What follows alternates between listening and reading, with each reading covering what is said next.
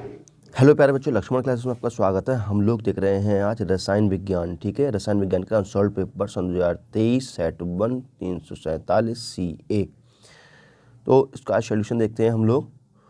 तो इसमें पहला क्वेश्चन है, इस प्रश्न पत्र के प्रत्येक खंड में 4 विकल्प दिए गए हैं, सही विकल्प चुनकर हम लोगों को लिखना है। ठीक है, तो देखो मैं आपको बताऊं, सबके सोल्यूशन मैंने एक नोट्स पे लिख रखे हैं और वो नोट्स आपको दिखाता हूं फटाफट में, और वहीं सोल्यूशन भी इसको समझा दूंगा कैसे कैसे आया। आप जल्दी से देख लीजिए पूरा पेपर, कैसे कैसे क्वेश्चन आए थे ये 23 में। फिर इसका हम सोल्यूशन आपको दिखाते हैं, पूरा सोल्यूशन में लिख रखा है, आप सही से देख लीजिएगा। ठीक है, तो देखो बेटा, ये सोल्यूशन है इसका सन 2023 का। पहला क्वेश्चन देखते हैं। तो जो पहला क्वेश्चन है ये स्टार वाला है, और वह ठोस जो विद्युत चालक या आघातवर्धक और तन्य होते हैं कहलाते हैं धात्विक ठोस कहलाते हैं। ठीक है, फिलहाल ये हमारे सिलेबस में नहीं है, जो स्टार वाले नहीं हमारे सिलेबस में नहीं है, इन पर हम चर्चा भी नहीं करेंगे ज़्यादा। अगर देखते हैं खा वाला क्वेश्चन, 10% द्रव्यमान प्रतिशत वाले ग्लूकोज के 200 ग्राम विलयन में ग्लूकोज की मात्रा क्या होगी। ठीक है, तो देखो 10% द्रव्यमान वाले, 10% द्रव्यमान का मतलब ये होता है, देखो इसका मतलब ये होता है 10 ग्राम ग्लूकोज 100 ग्राम विलयन में घुला है ना, अर्थात 100 ग्राम जलीय विलयन में ग्लूकोज की मात्रा कितनी है, 10 ग्राम है। तो 200 ग्राम जलीय विलयन में ग्लूकोज की मात्रा कितना हो जाएगी, 200 गुणा कर दो, 20 ग्राम हो जाएगी। ठीक है, तो आंसर क्या आ गया, 20 ग्राम। चलो आगे चलते हैं। एक अभिक्रिया के लिए वेग स्थिरांक के की वैल्यू दी है 2.3 गुणे 10⁻⁵ litre mole inverse second inverse है, अभिक्रिया की कोटि क्या होगी। तो इसका सोल्यूशन देखेंगे, इसकी हम तुलना कर देंगे। ठीक है, देखो इसकी हम तुलना कर देते हैं, हमने यहाँ कर भी रखा है, इसकी हम तुलना कर देते हैं। किससे करते हैं बेटा, मोल लीटर मोल की पावर 1-n से। ठीक है, मोल की पावर 1-n से, और लीटर की पावर n-1 से, और सेकंड इनवर्स से तुलना कर दो। तो बेटा देखो, अगर हम लोग लीटर लीटर की तुलना करें, ये लीटर है और इसका लीटर है, इन दोनों की तुलना करें तो यहाँ पे घातें कितनी है, इसकी 1 घात है और इसकी घात कितनी है, n-1। तो n-1 = 1, तो n = क्या हो जाएगा, 1 + 1, तो n = क्या हो जाएगा, 2। तो अभिक्रिया होगी द्वितीय कोटि की। समझ में आई बात। लीटर की तुलना करें तो ये आ रहा है, मोल की तुलना कर देंगे तो ये ऐसा आ जाएगा, आएगा तो आंसर एक ही। तो इस तरीके से हम कर सकते हैं। अब तुमको सर ये क्या है, देखो ये nth कोटि अभिक्रिया के लिए मात्रक है, nth कोटि अभिक्रिया का। अब n की वैल्यू रखते जाओ, आंसर पाते जाओ। ठीक है, n = 0 करोगे तो शून्य कोटि का आ जाएगा, n = 1 रखोगे तो प्रथम कोटि का आ जाएगा। तो इस तरीके से आप मात्रक निकाल सकते हैं। ठीक है बेटा, तो देखो जैसे अभी मैंने जो समझाया था वो n = 2 आ गया यहाँ पे द्वितीय कोटि की अभिक्रिया। अगले बढ़ते हैं, क्षारक जो RNA में नहीं होता है, तो ये थायोमीन है, ये क्षारक RNA में नहीं पाया जाता है। नेक्स्ट है, कैनिजारो अभिक्रिया प्रदर्शित करता है। तो इसका आंसर देखेंगे तो कैनिजारो अभिक्रिया होती क्या है वो देख लो। देखो यहाँ पर यह है फॉर्मल्डिहाइड की अभिक्रिया, जब क्षार से कराते हैं तब बनता है मैथिल अल्कोहल और सोडियम फॉर्मेट, इसको बोलते हैं हम क्या बोलते हैं, कैनिजारो अभिक्रिया। अथवा हम यहाँ पर बेंजीन रिंग भी ले सकते हैं, जैसे बेंजिल्डिहाइड, बेंजिल्डिहाइड की अभिक्रिया NaOH से कराते हैं तब हमें बनता है बेंजिल अल्कोहल और C6H5COONA। तो कुल मिलाकर के हमें देखना है कैनिजारो अभिक्रिया प्रदर्शित करता है क्या, बेंजोइक अम्ल, नहीं, बेंजोइक अम्ल कहीं बना है, नहीं प्रदर्शित करता। टॉल्वीन कहीं पर भी नहीं लिखा है। बेंजिल्डिहाइड, हाँ बेंजिल्डिहाइड तो ये लिखा है, तो बेंजिल्डिहाइड प्रदर्शित करता है, बाकी फॉर्मिक एसिड भी नहीं यहाँ पे करता है, सिर्फ ये करता है बेंजिल्डिहाइड। क्लियर, समझ में आया। तो ये सब आप लोग लिखते हुए चलिएगा इस तरीके से। चा वाला कार्बिल अमीन अभिक्रिया देता है। तो सबसे पहले देखिए कार्बिल अमीन अभिक्रिया होती क्या है ना। तो देखो जब मैथिल अमीन, ये क्या है मैथिल अमीन, जब मैथिल अमीन की अभिक्रिया क्लोरोफॉर्म से कराते हैं 3KOH की उपस्थिति में, तब बनता है Maithil isocyanide plus 3KCl plus जल। तो हम यहाँ पर क्या है, हमने देखा कि कार्बिल अमीन अभिक्रिया में तो देखो कहीं पर भी ये है लिखा हुआ मैथिल अमीन, हाँ तो मैथिल अमीन फर्स्ट नंबर पर लिखा हुआ है, तो मैथिल अमीन ऑब्जेक्टिव आपका ठीक हो जाएगा। बाकी ये कोई सा भी रिएक्शन में नहीं आता है। ठीक है, तो आप रिएक्शन को भी नोट कर लेंगे जैसे मैंने ये लिखा है आपके लिए, है ना। इस आइसोसाइनाइड, इसे हम क्या कहते हैं, आइसोसाइनाइड परीक्षण भी कहते हैं, क्योंकि इस रिएक्शन में आइसोसाइनाइड बनता है, गंध आती है बहुत भयंकर वाली इसमें। तो ये लिख लीजिएगा, बहुत इंपॉर्टेंट रिएक्शन है, ऑब्जेक्टिव तो है ही है, वैसे भी इंपॉर्टेंट है। ठीक है, ये है, ये स्टार लगा हुआ है तो इसको हम सोल्यूशन नहीं देखेंगे क्योंकि हमारे सिलेबस में इस बार नहीं है ये। इस पर स्टार लगा हुआ है तो इसका भी हम सोल्यूशन नहीं देखेंगे। अगर हम देखते हैं ग वाला, किसी विलयन की चालकता तन्यता के साथ क्यों घटती है, किसी विलयन की चालकता है तन्यता के साथ क्यों घटती है, ये हमें समझाना है ना। तो देखो मैं आपको थोड़ा समझाने का प्रयास करता हूँ, थोड़ा समझने का प्रयास कीजिएगा आप लोग। देखो मान लीजिए आपके पास ये 1 लीटर विलयन है, बेटा कितना है, 1 लीटर विलयन है, ठीक है। इसमें आपने नमक घोल दिया है, मान लीजिए इसमें 100 Na+ और Cl- के आयन है 50-50, ठीक है ना, 50 Na+ हैं और 50 ही Cl- हैं, बराबर मात्रा में है। अब क्या है, इसकी आप तन्यता बढ़ा दीजिए, 1 लीटर था पहले, अब इसकी तन्यता बढ़ा दीजिए, आप इसमें पानी मिलाना स्टार्ट कर देते हैं, अर्थात इसकी तन्यता बढ़ाना स्टार्ट कर देते हैं, ठीक है। मान लीजिए आपने इसमें 9 लीटर पानी मिला दिया, तो ये टोटल कितना हो गया, 10 लीटर हो गया। तो 10 लीटर में से 1 लीटर बाहर निकाल लीजिए, क्या निकाल लीजिए बेटा, 1 लीटर विलयन बाहर निकाल लीजिए, 10 लीटर में से 1 लीटर बाहर निकाल लीजिए। अब देखिए क्या इसमें उतने ही आयन होंगे, 100 आयन होंगे, नहीं, अब इसमें 100 से कम आयन होंगे, 100 से कम आयन होंगे। तो कहने मतलब कम आयन होंगे तो चालकता भी घट जाएगी।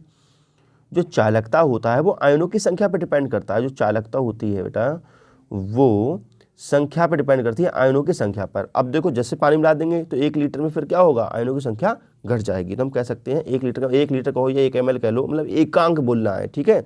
तो हम बोल सकते हैं कि तन्यता बढ़ाने पर किसी विलयन के एकांक आयतन में इनकी संख्या घट जाती है, आयनों की संख्या घट जाती है, जिसके कारण चालकता भी घट जाती है। देखो ये लिखा है हमने, देखो किसी विलयन की चालकता उस विलयन में उपस्थित आयनों की संख्या पर निर्भर करती है, अर्थात विलयन की तन्यता बढ़ाने पर प्रति एकांक आयतन में उसकी चालकता जो होती है वो घट जाती है, ठीक है। मुझे लगता है समझ में आ गया होगा आप लोगों के लिए।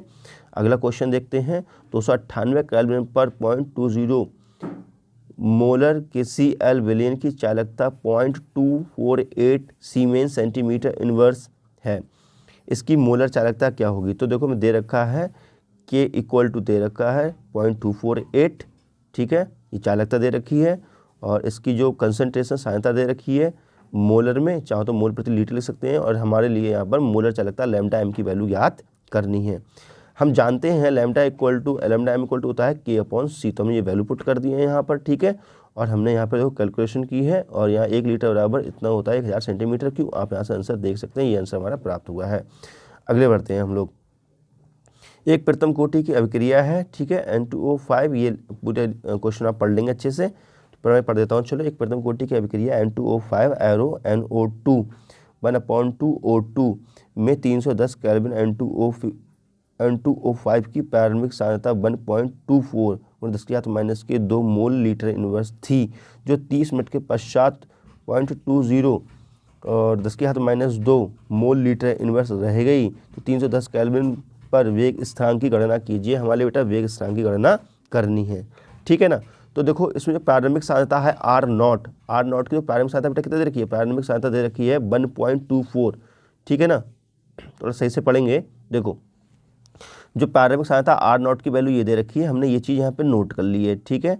उसके बाद देखा है 30 मिनट पश्चात, तो T = कितना रखा है, 30 मिनट दे रखा है, सांद्रता इतनी रह जाती है, तो ये अंतिम सांद्रता यहाँ R बराबर इतनी रह जाती है। तो हमें वेग स्थिरांक की वैल्यू ज्ञात करनी है। तो हम जानते हैं K = 2.303/T log R0/R formula ये होता है, ठीक है ना। ये हम फॉर्मूला लगाएंगे, आंसर आ जाएगा। और एक चीज़ हमारे लिए यहाँ पर दे भी रखी होगी, यहाँ पे लिखा नहीं गया है, ठीक है। चलो अगले बढ़ते हैं हम लोग। देखो तो प्रथम कोटि अभिक्रिया का समीकरण ये होता है बेटा, हमने वैल्यू पुट कर दी है, ठीक है। यहाँ पे देखो कैलकुलेशन किया हम लोगों ने, तो हमारा जो आंसर यहाँ पे कितना आया है, देखो यहाँ पे आएगा हमारा 6.2, और ये वैल्यू हमें दे रखी है, अनसॉल्व पेपर में दे रखी है, मैंने यहाँ लिखी नहीं थी। log 6.2 की जो वैल्यू दे रखी है 0.7924 ये दे रखी है, ये वैल्यू दे रखी है, ठीक है, अनसॉल्व पेपर में ही। तो आप इस वैल्यू लगा करके कैलकुलेशन करेंगे तो आप देखेंगे कि आपका आंसर आता है 6.07 और 10⁻1 मिनट इनवर्स, ठीक है। जबकि आप इसमें अनसॉल्व पेपर का आंसर देखेंगे तो बेटा वो गलत दे रखा है आंसर, ठीक है, क्वेश्चन के अकॉर्डिंग। तो ये वाला आंसर इसका सही हो जाएगा। चलो अगले बढ़ते हैं हम लोग। अगला क्वेश्चन देखो, ये दोनों स्टार वाले हैं, दोनों हमारे सिलेबस में नहीं है। हम पढ़ते हैं अगला, द्विदंतुर तथा उभयदंतुर। द्विदंतुर तथा उभयदंतुर मतलब वाइडेंटल एंड पॉलीडेंटल लिगेंड से क्या तात्पर्य है, प्रत्येक का एक एक उदाहरण देकर स्पष्टीकरण कीजिए। बहुत इंपॉर्टेंट है, इनको ध्यान समझ लेना बेटा, ठीक है। बाइडेंटल लिगेंड्स की बात करते हैं, ऐसे लिगेंड जो एक ही सेंट्रल मेटल आयन के साथ 2 कोऑर्डिनेट बॉन्ड द्वारा दो कोऑर्डिनेट बॉन्ड का फॉर्मेशन करते हैं बाइडेंटल लिगेंड्स कहलाते हैं। तो आप देखेंगे एक सेंट्रल मेटल आयन है और ये लिगेंड्स क्या है, दो कोऑर्डिनेट बॉन्ड बनाता है इसके साथ, है ना। देखो एक सेंट्रल मेटल आयन है, जैसे एक सेंट्रल मेटल आयन है और कोई एक लिगेंड है, ये दो कोऑर्डिनेट बॉन्ड से इस तरीके से जुड़ता है ये, तो ये क्या कहलाएगा, बाइडेंटल लिगेंड्स कहलाएगा। तो यहाँ पे देखो लिगेंड दो कोऑर्डिनेट बॉन्ड का जुड़ा है, तो क्या कहलाता है, ये बाइडेंटल लिगेंड्स कहलाता है। ठीक है, चलो करते उभयदंतुर क्या होते हैं या एम्बीडेंटल्स क्या होते हैं। ठीक है, उभयदंतुर तो ऐसे लिगेंड जिनके पास टू डिफरेंट डोनर एटम होते हैं परंतु सेंट्रल मेटल आयन के साथ एक ही डोनर एटम द्वारा कोऑर्डिनेट बॉन्ड का फॉर्मेशन करते हैं, एम्बीडेंटल लिगेंड्स कहलाते हैं। ठीक है, तो उदाहरण देखेंगे बेटा, देखो इनके पास क्या है, इनके पास जैसे CN है, CN के पास दो डोनर एटम है, C के पास भी लोन पेयर है, ये भी दे सकता है, और N के पास भी लोन पेयर है, ये भी दे सकता है। लेकिन जब किसी कंपाउंड में जुड़ते हैं तो किसी एक से ही जुड़ते हैं। ठीक है, जैसे CN है तो CN को हम लिखना चाहें तो C ट्रिपल बॉन्ड N, तो इसके पास भी लोन पेयर होता है और इसके पास भी लोन पेयर होता है। लेकिन होता क्या है, जब भी ये जुड़ते हैं तो या तो N के द्वारा जुड़ते हैं, ठीक है, अगर N के द्वारा ना जुड़ेंगे तो ये क्या होता है, तो ये कभी कभार क्या होता है, ये इसके साथ जुड़ जाते हैं, मतलब दो डोनर एटम होते हुए भी ये जुड़ते किसी एक ही एटम के साथ हैं, तो इसलिए कहलाते हैं, क्या कहलाते हैं, इसलिए कहलाते हैं एम्बीडेंटल लिगेंड्स, उभयदंतु लिगेंड। ठीक है, तो यहाँ पर देखो एक ही तरफ से जुड़ा हुआ है ये। चलो आगे चलते हैं हम लोग। अगला क्वेश्चन है डी ग्लूकोज और डी फ्रक्टोज की संरचना में अंतर स्पष्ट कीजिए। इंपॉर्टेंट क्वेश्चन आ जाता है, देख लेना। तो इसमें क्या है, डी बेटा फॉर्मूला तो एक ही होता है दोनों का, लेकिन स्ट्रक्चर अलग होते हैं। तो कार्बन कितने हैं, कार्बन 6 हैं, तो बना लीजिए 6 कार्बन। देखो 1 2 3 4 5 और 6 कार्बन हो गए। ठीक है ना, और 6 कार्बन तो हैं, और यहाँ पर इन पे नंबर डाल दीजिए 1 2 3 4 5 और 6 नंबर डाल दिए हमने। तो लास्ट में लिख देंगे CH2OH। ठीक है ना, और यहाँ लिख देंगे CH जो कि एल्डिहाइड ग्रुप। 3 नंबर पे H लगा दीजिए, बाकी सभी में OH लगा दीजिए। ये OH OH OH और यहाँ पे भी H, यहाँ पे HO, यहाँ पे H और यहाँ पर H। ठीक है, तो ये बन गया आपका ग्लूकोज का स्ट्रक्चर, डी ग्लूकोज, जो कि स्ट्रक्चर बना रखा है। ठीक है, आप देख लेना ध्यान से और नोट कर लेना है। अगला देखो, इस वाले में हमने क्या किया, इस वाले में कीटोन ग्रुप लगाना है बस। तो 6 कार्बन लगा लो बेटा, 1 2 3 4 5 6 कार्बन, CH2OH लास्ट में लिखेंगे। यहाँ पे भी CH2OH लिखेंगे, यहाँ पे कीटोन ग्रुप लग जाएगा, यहाँ पे HOH और यहाँ पे OH। ठीक है, यहाँ पर अब यहाँ पे कुछ नहीं लगाना है, यहाँ पे HO, यहाँ पे H, यहाँ पे H, ये बन गया आपका ये वाला स्ट्रक्चर। ठीक है, देख लो आप लोग सही से ये कैसे बनाया है। चलो आगे बढ़ते हैं हम लोग। तो अगला क्वेश्चन स्टार्ट होता है, जो अगला ये क्वेश्चन है, चलो ये वाला क्वेश्चन हम देखेंगे। हमारे जो क्वेश्चन जो कितने हो चुके हैं, हमारे तीसरे के कहाँ तक हो गए हैं, और जो चौथे का है ये हम नेक्स्ट वीडियो में देखेंगे। वीडियो बड़ा हो जाएगा, वीडियो अच्छी कर दीजिए, प्यारा सा लाइक और क्यूट सा कमेंट। मिलते हैं नेक्स्ट वीडियो में, तब तक की नमस्कार, जय हिंद, वंदे मातरम। नेक्स्ट पार्ट कराएंगे अगली वीडियो में। ठीक है, बाय बाय।